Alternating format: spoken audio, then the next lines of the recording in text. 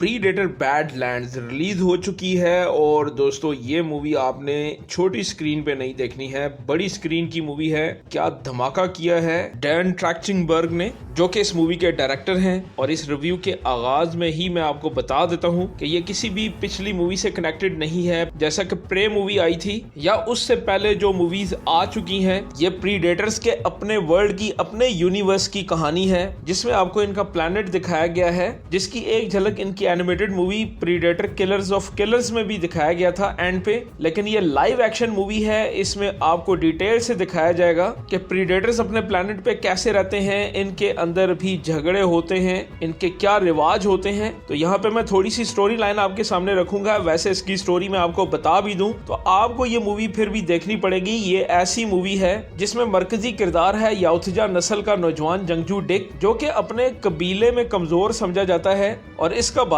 कबीले का सरदार इसे कबूल नहीं करता और इसे शिकार का अहल साबित ना होने पे हटा देता है। तो फिर डिक को एक खतरनाक सियारे जीना पे भेज दिया जाता है, जो कि इतना खौफनाक है कि इससे पहले आपने किसी भी मूवी में इतना डेडली प्लैनेट नहीं देखा होगा जो इन्होंने दिखाने की कोशिश की है। और इस मूवी की खास बात भी यही है जो आपको एंजॉय करवाती है। तो डिक यहाँ पे एक एपिक्स प्रीडेटर को तलाश करने के लिए जाता है, इसका मुकाबला करने के लिए, ताकि वो अपनी हैसियत को साबित कर सके। तो इस खतरनाक प्लैनेट पे इसकी मुलाकात होती है एक एंड्रॉइड सिंथेटिक शख्सियत थिया से, जो कि डैमेज हालत में होती है, इसकी टांगे नीचे से नहीं है। थिया इसको इस खतरनाक सियारे पे बचने के असूल सिखाती है और ये दोनों मिलकर यहाँ खौफनाक जानवरों, खतरनाक नबातात, दुश्मनों के दरमियान जिंदा रहने की जंग लड़ते हैं। और साथ साथ डिक को अपने कबीले, अपने बाप, अपनी शख्सियत से जुड़ा एक अंदरूनी सफर भी करना पड़ता है। और इस मूवी के प्लॉट का ताल्लुक पिछली किसी भी फिल्म के साथ नहीं है,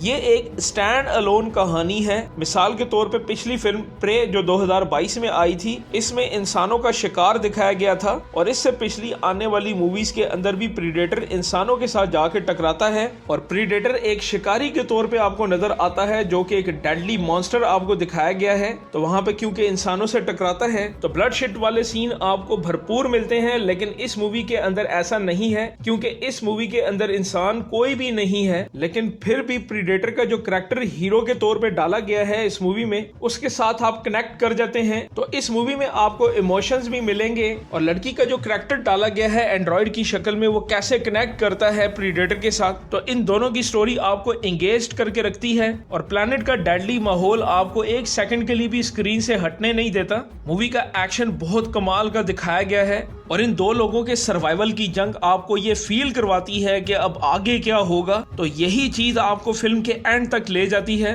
रेकमेंडेड है, जरूर ये मूवी देखें, लेकिन बड़ी स्क्रीन पे। मिलते हैं नेक्स्ट वीडियो में, तब तक के लिए इजाजत।